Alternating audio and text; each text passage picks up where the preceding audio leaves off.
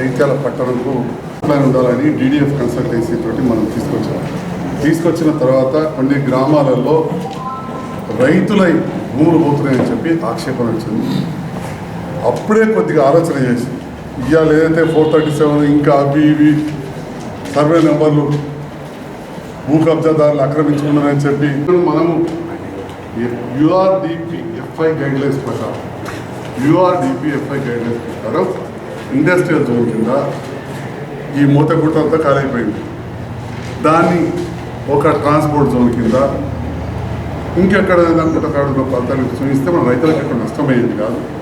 అక్కడ కూడా పెద్ద నష్టం, రైతుల భూములు లాక్కోరు. కానీ జోన్ చేంజ్ అయినప్పుడు కమర్షియల్ వ్యవసాయం చేసిన రోజులు ఏముండదు, అగ్రికల్చర్ జోన్ అనే ఉన్నది అనుకున్నారు. ఇప్పుడు అగ్రికల్చర్ జోన్ అనే ఉంటుంది, తర్వాత మార్చుకోవచ్చు. కానీ వారు ఈ గారు ప్రెస్లో కాదు కానీ మొన్న ఒకటి రాజపత్రం పంపించిన అదేది నీళ్ళ దగ్గర ఉందండి, మొన్న దీనికోసం ఇచ్చిన ఎక్కడన్నా స్టడీ ఏమంటావా? స్టడీ అన్నా ప్రెస్ మీట్ వస్తుందా Shekhar bhai? Press meet start. పాత్రికేయ మిత్రులందరూ కూడా నమస్కారం. జగిత్యాల నియోజకవర్గ అభివృద్ధి ధ్యేయంగా గౌరవ ముఖ్యమంత్రి రేవంత్ రెడ్డి గారి నేతృత్వంలోని ప్రభుత్వంతో కలిసి పనిచేయడం జరుగుతూ ఉన్నది. దాంట్లో భాగంగా జగిత్యాల పట్టణం అదేవిధంగా వివిధ గ్రామాలలో మౌలిక వసతులు మెరుగుపరచడానికి ప్రణాళికాబద్ధంగా ముందటికి వెళ్తా ఉన్నాం. మరి జగిత్యాల జిల్లా కేంద్రమైంది. జిల్లా కేంద్రమైన జగిత్యాల పట్టణం చుట్టుపక్కల కూడా నూతనంగా ఏర్పడ్డ 5 జిల్లాలకు ఒక కేంద్ర బిందువులాగా తయారవడం జరిగింది. ఇక్కడ వైద్య సదుపాయం కావచ్చు, విద్య కావచ్చు, మిగతా కొన్ని మౌలిక వసతులు స్వతంత్రం వచ్చిన తర్వాత నుంచే మొదలైనవి.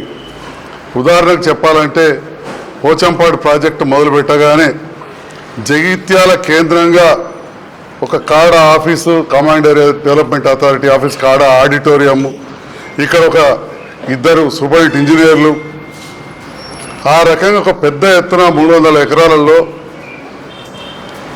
రైతుల వద్ద సేకరించి ఒక వివిధ కార్యాలయాలు ఏర్పాటు చేస్తుంది. ఆ తర్వాత వాలంటరీ లాంటి రైతులకు ఉపయోగపడే విధంగా ట్రైనింగ్ సెంటర్ చలిగల్లో కూడా 1973-74 ప్రాంతంలో ఏర్పాటు చేయడం జరిగింది. 74. ఆ తర్వాత పొలాస అగ్రికల్చర్ రీసెర్చ్ సెంటర్కు 75 నుంచే ఆలోచన చేసి 80లోనే అవార్డు పాస్ చేసి 1980లోనే, అంటే ఇప్పుడున్న రాజకీయ నాయకులు ఈ జిల్లాలో ఇక్కడ ఉన్న వాళ్ళు ఎవరు కూడా ఇంకా రాజకీయాలకు రాకముందే 80లోనే అవార్డు పాస్ చేసి ఆ తర్వాత మళ్ళీ కాలక్రమేణా అభివృద్ధి అనేది నిరంతర ప్రక్రియ. 83లో బిల్డింగ్లకు ఫౌండేషన్ కావచ్చు, కొన్ని నిధులు ఇవ్వడం కావచ్చు, అట్లా నేను శాసనసభ్యుని అయ్యేసరికి మళ్ళీ కూడా కొత్తగా బిల్డింగ్ కట్టుకున్నాం వ్యవసాయ కళాశాలలో. మరి ఇలా అభివృద్ధి చెందుతున్న జగిత్యాల పట్టణం ఒక ప్రణాళికాబద్ధంగా ఉండాలని మాస్టర్ ప్లాన్లో చాలా తప్పులుంటే 14 జోన్లు, ఇక్కడనే గొల్లపల్లి రోడ్డుకో స్కూల్ జోన్ అని ఉంటుండే అన్ని ఇళ్ళే, బస్ డిపో దగ్గర హాస్పిటల్ జోన్ అని ఉంటుండే పర్మిషన్ లేకుండా ఎంతమంది ఇల్లు కట్టుకున్నారు. ఈ మధ్య కాలంలో కేసు అయింది విజయపురిలో, అంటే ధర్మపురి పోయే రోడ్లో, అదేదో జోన్ అని ఉన్నది, ఇండస్ట్రియల్ అని, రైల్వే జోన్ అని, అక్కడ ఇల్లు. శంకరాపల్లిలో అదే పరిస్థితి, పొనాల గార్డెన్ ముందట అదే పరిస్థితి. ఈ రకంగా ఉంటే 14 జోన్లను కలుపుతూ జగిత్యాల పట్టణం పూర్తిగా ఒక కాంక్రీట్ తోటి నిండిపోయింది, భవనాలు అంతా నిండిపోయినాయి. మరి ఊపిరి పీల్చుకోవడానికి కూడా స్థలం లేదు, పక్కనున్న గ్రామాలకు విస్తరించిపోయిందని చెప్పి దరూరులో నుండి దరూరు క్యాంపు అదే వాగు వరకు కూడా మొత్తం వందలాది ఎకరాలు జగిత్యాల పట్టణంలో కలిపి మోతకు సంబంధించిన గోవిందపల్లె ఆ వాయువుతలంతా కూడా ఇక్కడ కనబడేదంతా కూడా మోతలు ఉండే ఇదంతా కూడా జగిత్యాల పట్టణంలో కలిపి తిప్పెనపాటకు సంబంధించి శంకులపల్లె ఒక మాజీ సర్పంచ్ చెప్తా ఉండ్రి అది రైల్వే జోన్ అని ఉండే అసలు రైల్వే లైను ఇటు దక్షిణాన ఎప్పుడూ అయిపోతే మొన్నటి వరకు కూడా అక్కడే ఉంటే అది కూడా శంకులపల్లె కాలేజు దాదాపు మనం రాజీవ్ రహదారి వరకు కలపడం లింగంపేట పూర్తిగా కలిస్తే లింగంపేట గ్రామం మొత్తం కూడా దాదాపు అంతర్గామ శివారు వరకు అంతర్గామ ఊరు వరకు కూడా లింగం చెరువు వరకు కూడా జగిత్యాల పట్టణంలో కలపడం జరిగింది. అంటే అభివృద్ధి చెందుతున్న జగిత్యాల పట్టణానికి ఇవాళ చెప్పాలంటే ఆలోచన చేసి అప్పుడు నా తోటి నాయకులు కావచ్చు అధికారుల సహకారం తీసుకుని అధికారుల సహకారం లేని ఏది కూడా పనిచేయలేదు. ఇక్కడి నుంచి ముఖ్యమంత్రి గారి దగ్గరికి వెళ్ళి జగిత్యాల పట్టణాన్ని ఆ రకంగా నాకు ప్రజలిచ్చిన అవకాశాన్ని ప్రజలను గెలిపించారు కాబట్టి విస్తరింపజేసాం, నిధులు తెచ్చినాం, చేసాం. మరి ఇప్పుడు తక్షణ కర్తవ్యం అదేవిధంగా టీఆర్ నగర్ కూడా ఇంతకుముందు కలిపిన వాటిలో టీఆర్ నగర్ తారక రామన్ నగర్ అదొక గ్రామ పంచాయతీ ఉండే అక్కడ కూడా చాలా స్థలం ఉంది అక్కడ కూడా కలిపి వాళ్ళకు కూడా రోడ్లు మౌలిక వసతులు పార్కు నీళ్ళు అన్నీ కూడా చేయడం జరిగింది. ఈ రకంగా జగిత్యాల పట్టణాన్ని విస్తరించాం. నెక్స్ట్ తక్షణ కర్తవ్యం ప్రజలకు సంబంధించి రాష్ట్రంలోనే అతి పెద్ద పేద ప్రజలకు ఏర్పాటు చేసిన ఇండ్ల సముదాయం అప్పుడు కాంగ్రెస్ ప్రభుత్వంలో అప్పటి నాయకులు చేసిన వారికి చెప్పాలి. అప్పుడున్న నాయకులు పేర్లు తీసుకోకుండా ఎవరో తెలుసు. వాళ్ళు స్థలాన్ని సేకరించారు రైతుల నుండి ప్రభుత్వ డబ్బులు ఇచ్చి అక్కడ 500 ఇళ్ళు కట్టారు. కొన్ని అసంపూర్తిగా ఆగిపోయినాయి. అక్కడికక్కడ ఆగిపోతే నేను ఓడిపోయిన తర్వాత ప్రయత్నం చేసి నూకపల్లి అర్బన్ హౌసింగ్ కాలనీకి 4520 ఇండ్లు తీసుకొచ్చి తీసుకొచ్చినాక 2018 డిసెంబర్ 19 నాడు ఫౌండేషన్ వేస్తే 20 నాడు ఫౌండేషన్ వేస్తే ఎవరో కాంట్రాక్టర్ వచ్చి ఒక ఏడాది అర్థం విడిచిపెట్టింది. జగిత్యాల ప్రజలు నన్ను గెలిపించిన తర్వాత నేను ప్రజలిచ్చిన సహకారం కావచ్చు ప్రజల అవసరాలను ఆలోచన చేసి మళ్ళీ నేను ఒక కాంట్రాక్టర్తో మాట్లాడి అధికారులతోటి సమీక్షించి ఏ రకంగా కొత్త కాంట్రాక్టర్ తీసుకురావచ్చు చట్టబద్ధంగా తీసుకొచ్చి విశేష అనుభవం ఉండి అత్యధిక డబల్ బెడ్రూమ్లు రాష్ట్రంలో కట్టిన కాంట్రాక్టర్ను నాకు సంబంధించిన వాళ్ళను తీసుకొని రావడం జరిగింది. కొందరు మాట్లాడిన షాడో కాంట్రాక్టర్ అయిన ఎమ్మెల్యే ఏ కాంట్రాక్ట్ లేదు ఇంకా కూడా డబల్ బెడ్రూమ్లు అయిపోయినవి ఉన్నాయి. తిమ్మాపూర్లు ఉన్నాయి, మోరపల్లిలు ఉన్నాయి, రాయకల్లు ఉన్నాయి. నీ ప్రెస్కి చెప్పిన వాళ్ళు కడతా అంటే ఇప్పుడంటే ఇప్పుడు ఇప్పిస్తాం అవి కట్టుకుంటా అంటే సంతోషం. మొన్ననే మంత్రి గారు కూడా చెప్పారు అసంపూర్తి కానీ ఉన్నాయంటే కట్టిపియచ్చు అని చెప్పి. కాబట్టి అవన్నీ కూడా కట్టడం జరిగింది. మరి గతంలో 2008లోనే జగిత్యాల పట్టణ పేద ప్రజల కోసం నూకపల్లి అర్బన్ హౌసింగ్ కాలనీ ఏర్పాటు చేసిన విషయం ప్రజలందరికీ తెలుసు. ఎంతోమంది ఆశపడ్డారు. కొందరు కట్టుకున్నారు, కొందరు సగంలో ఆపుకున్నారు. ఆ సగంలో ఆపుకున్న వాళ్ళ గురించి కూడా ఆలోచన చేస్తూ ఉన్నాం. మరి వాళ్లకు అవి ఏ రకంగా చేయాలని చెప్పి నేను రెండవసారి శాసనసభ్యుని అయిన తర్వాత గౌరవ ముఖ్యమంత్రి గారితో కలిసి పనిచేయడం జరుగుతూ ఉంది. ఎందుకంటే మరి ప్రజలకు సేవ చేయాలి. దీంట్లో భాగంగా ఎట్లయితే గతంలో మాస్టర్ ప్లాన్లో ఉన్న కొన్ని తప్పులను సవరించి ఎట్లయితే జగిత్యాల పట్టణంలో జోన్లు మార్పిడి చేసి ఈ చుట్టుపక్కల 5 గ్రామాలు టీఆర్ నగరు, లింగంపేట, మోతే శివారు, తిప్పనపేట శివారు, లింగంపేట ఇవి ఎట్లయితే కలిపినామో దరూర్ శివారు కలిపినామో అట్లనే నూకపల్లి మరియు నర్సింగాపూర్లో ఒక భాగమైన ఈ దాదాపు 188 ఎకరాల పైచీలకు ఆ వివిధ సర్వే నెంబర్లు అవన్నీ కూడా మీకు గ్రూప్లో వాట్సాప్ పెట్టినాం. ఇదంతా కూడా దాదాపు నేను 3-4 నెలల నుంచి క్షేత్రస్థాయి నుంచి కసరత్తు చేసి తహసీల్దారు, ఆర్డీఓ, ఆర్ఐలు, సర్వేయర్లతోటి సర్వే చేయించి తర్వాత గౌరవ కలెక్టర్ ద్వారా ప్రభుత్వానికి నివేదిక ఇచ్చి గౌరవ ముఖ్యమంత్రి గారిని రిక్వెస్ట్ చేసి అది క్యాబినెట్లో 2 నెలల క్రితమే తీర్మానం చేయించి గవర్నర్ ఆమోదం తీసుకొచ్చి మొన్న 18వ తేదీ నాడు అసెంబ్లీలో ప్రవేశపెట్టిన శ్రీధర్ బాబు గారి ద్వారా అది లైవ్ వీడియో కూడా చూడవచ్చు జగిత్యాలలోని. ఆ రోజు నేను వెళ్ళలేకపోయినా, ఎందుకంటే మా సొంత తండ్రి గారిది మొదటి సంవత్సరిక మాసికం. ఇక్కడ కార్యక్రమాలు ఉంటే వెళ్ళలే.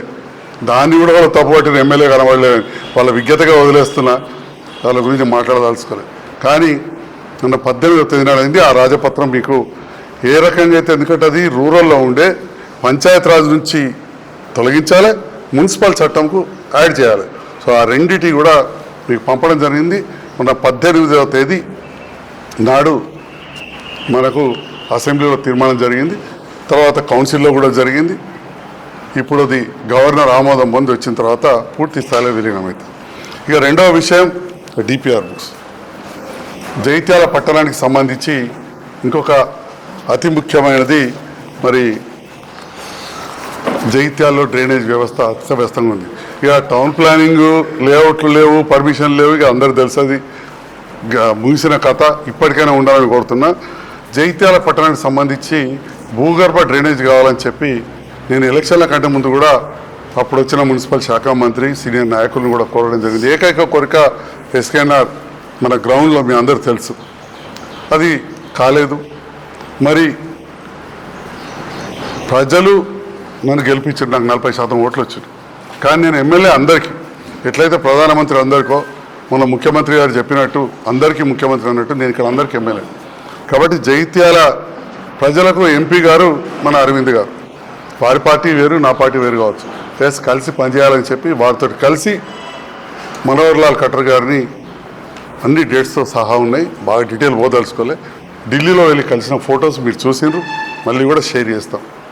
అప్పుడు వారు రాష్ట్ర ప్రభుత్వం నుంచి ప్రపోజల్ పంపని చెప్పారు. మళ్ళీ మన కరీంనగర్ వచ్చినప్పుడు పొన్నం ప్రభాకర్ గారు, పొంగులేటి శ్రీనివాసరెడ్డి గారు, బండి సంజయ్ గారు ఉన్న సమక్షంలో మళ్ళీ కూడా మనోహర్ లాల్ ఖట్టర్ గారిని కలిసి ఆ రోజు కూడా నేను రిప్రజెంటేషన్ ఇచ్చిన. మరి దానికి పరంగా ఈరోజు 300 కోట్లతోటి పూర్తి స్థాయిలో ఒక డిపిఆర్ రెడీ చేసిండ్రు అధికారులు. ఎస్కే కన్సల్టెన్సీ పెట్టినాం. దీన్ని నేను ఎక్కువ పబ్లిసిటీ చేయలేదు, ఎందుకంటే పనులు కావాలి, ప్రతిదాని కూడా ప్రతిరోజు కాదు. ఈ రకంగా చాలా పెద్ద మొత్తంలో ప్లాన్లు జరిగి పెద్ద పెద్ద పుస్తకాలు రెడీ అయిపోయినాయి. ప్లాన్స్ కూడా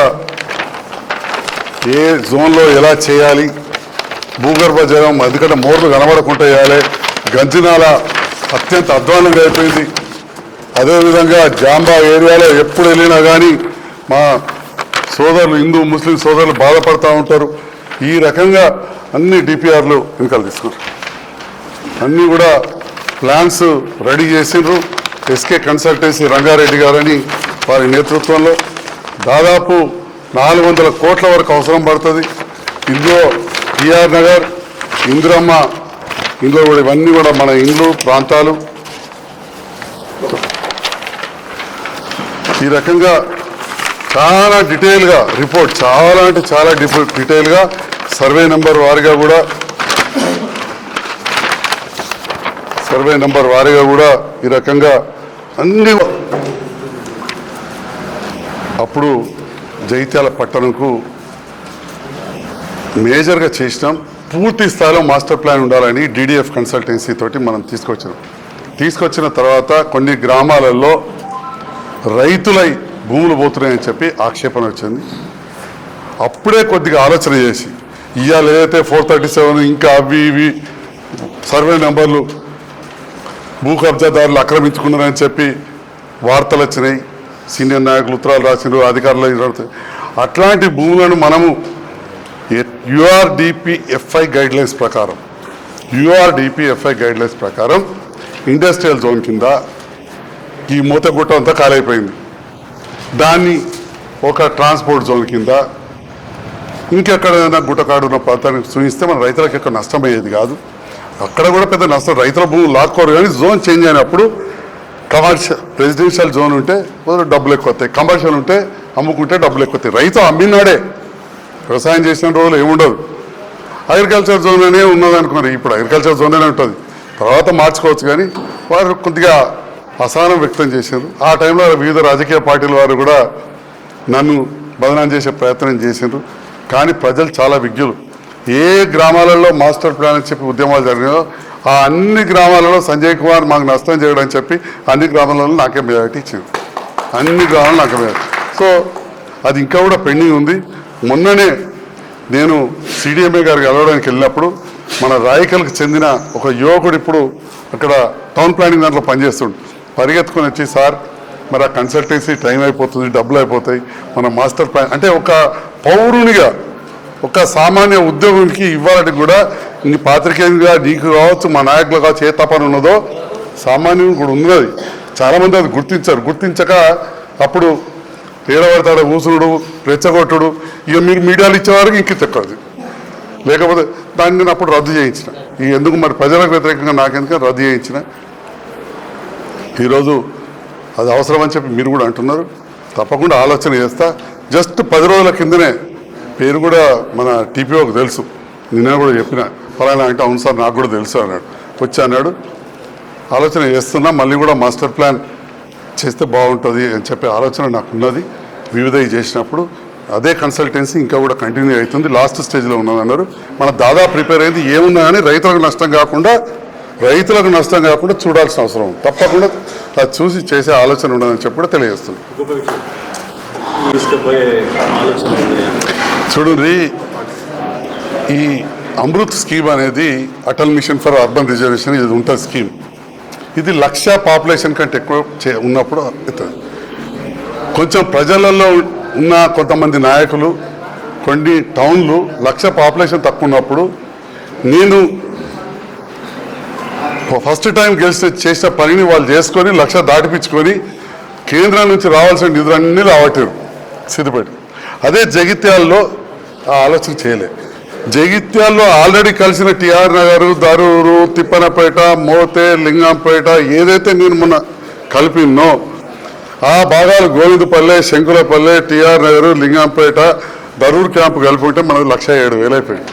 ఆటోమేటిక్గా అమృత్ స్కీమ్ కింద మొత్తం బోలెడు నిధులు వచ్చిన అవన్నీ కోల్పోయినాం. ఇవాళ కలిపినాం కాబట్టే ఆ అమృత్ స్కీమ్ కింద 36 కోట్ల రూపాయలు మన నీళ్ళకి వస్తే గౌరవ ఎంపీ గారు మేము నీళ్ళ ట్యాంకులకు భూమి పూజ చేసాం. పనులు నడుస్తున్నాయి.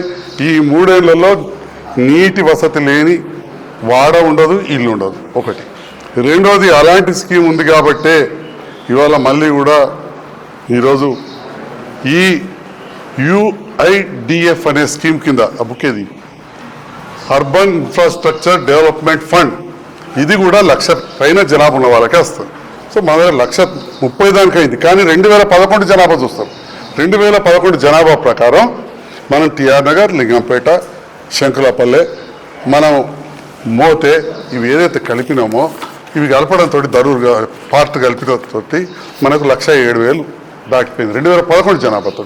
దాంతో ఇవాళ మనకు అర్హులం అయిపోయినాం ఈ స్కీమ్కు.